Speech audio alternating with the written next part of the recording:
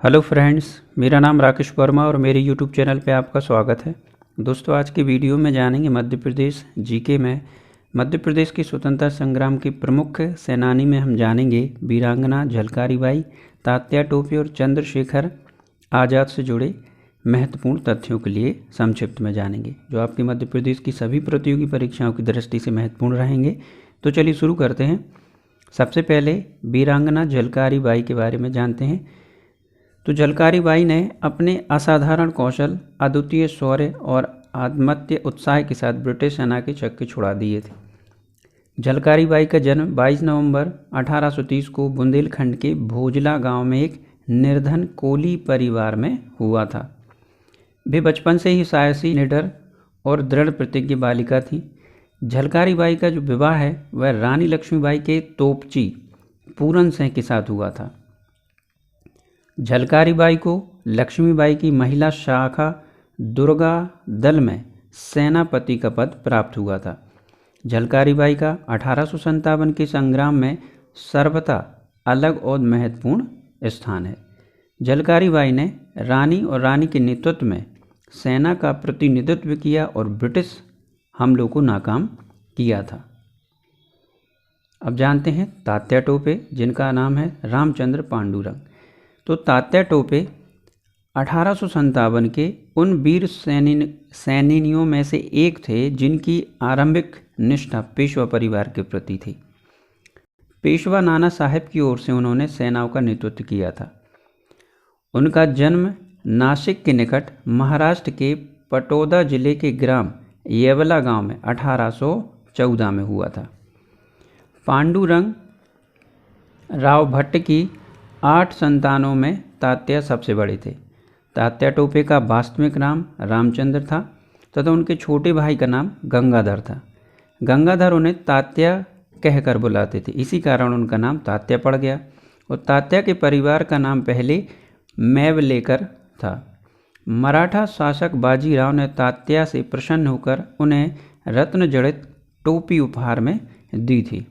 और तात्या ने जब यह टोपी पहनी तो बाजीराव ने उन्हें टोपी कहकर पुकारा और इस तरह सभी उन्हें टोपी कहने लगे और बाद में उन्हें टोपे कहा जाने लगा।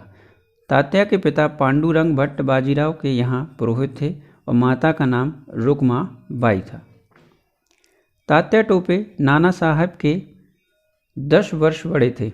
नाना साहब से 10 वर्ष बड़े थे और नाना साहब तात्या टोपे तथा मोरो पंत की पुत्री मनु का पालन पोषण साथ साथ ही हुआ है।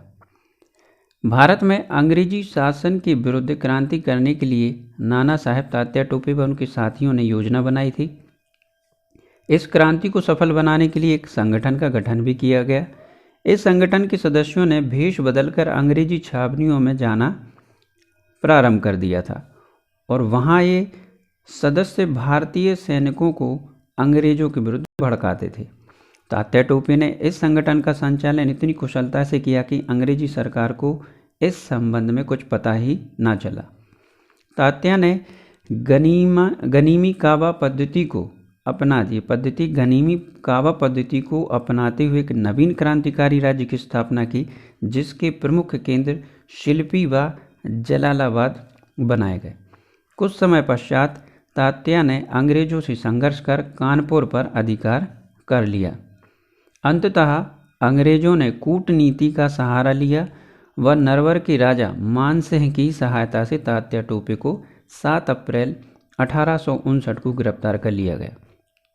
तात्या टोपे पर 15 अप्रैल 1859 ईस्वी को शिवपुरी के सैनिक न्यायालय के आदेशानुसार 18 अप्रैल 1859 ईसा को शाम 7 बजे तात्या टोपे को मृत्युदंड दे दिया गया था। चंद्रशेखर आज़ाद। अमर शहीद चंद्रशेखर आज़ाद का जन्म 23 जुलाई 1906 को मध्य प्रदेश के अलीराजपुर जिले के भावरा ग्राम में हुआ था। उनके पिता का नाम पंडित सीताराम तथा माता का नाम जगरानी देवी था। बचपन का नाम पंडित हरिशंकर ब्रह्मचारी था, लेकिन गिरफ्तार होने के बाद न्यायालय में अपना नाम उन्होंने आज़ाद बताया था। 17 वर्ष की आयु में अपनी माँ से काशी में संस्कृत पढ़ने की आज्ञा मांग कर चले गए, परंतु वे घर से निकलकर गांधी जी के सत्याग्रह वे आंदोलन में शामिल हो गए। उन्होंने राम प्रसाद बिस्मिल के नेतृत्व में काकोरी रेल डकैती 1925 में भाग लिया था। दिसंबर 1929 में चंद्रशेखर आज़ाद के नेतृत्व में क्रांतिकारी ने दिल्ली के निकट वायसराय लॉर्ड इरविन की ट्रेन जलाने का प्रयत्न किया। 27 फरवरी 1931 को वे अल्फ्रेड पार्क में बैठे थे, तभी पुलिस ने उन्हें घेर लिया और वे अंत तक लड़े, और जब देखा कि उन्हें पिस्तौल में सिर्फ एक ही गोली शेष बची है तो उन्होंने अपने सिर पर दाग दिया। इस प्रकार वे आज़ादी के लिए शहीद हो गए। चंद्रशेखर को विद्वानों के व्याख्यान सुनना, रामायण महाभारत और अध्ययन करना अत्यंत पसंद था। चंद्रशेखर पर गांधी जी द्वारा चलाए गए असहयोग आंदोलन का बहुत ही प्रभाव पड़ा तथा वे शिक्षा ग्रहण करना छोड़कर आंदोलन में कूद पड़े, और उस समय चंद्रशेखर की आयु मात्र 14 वर्ष थी। इस आंदोलन में भाग लेने के कारण उन्हें गिरफ्तार कर लिया गया तथा उन्होंने अपना नाम वहाँ पर आज़ाद, पिता का नाम स्वतंत्र तथा निवास स्थान जेल बताया। इस पर क्रोधित होकर मजिस्ट्रेट ने उन्हें 15 बेत मारे जाने की सजा दी। प्रत्येक बेत पर वे वंदे मातरम और महात्मा गांधी की जय के नारे लगाते रहे थे। इस घटना से उन्हें काफ़ी लोकप्रिय बना दिया। इस घटना ने उन्हें काफ़ी लोकप्रिय बनाया। उन्होंने उत्तर भारत व बंगाल के क्रांतिकारियों को संगठित करने के लिए एक संगठन बनाया जिसे हिंदुस्तान रिपब्लिक एसोसिएशन कहा गया। तो दोस्तों, आज के वीडियो में बस इतना ही। आशा करता हूँ आपको मेरा वीडियो पसंद आया होगा। वीडियो पसंद आया तो वीडियो को लाइक करें, अपने दोस्तों के साथ शेयर भी करें और मेरे चैनल को सब्सक्राइब करना ना भूलें। Thank you.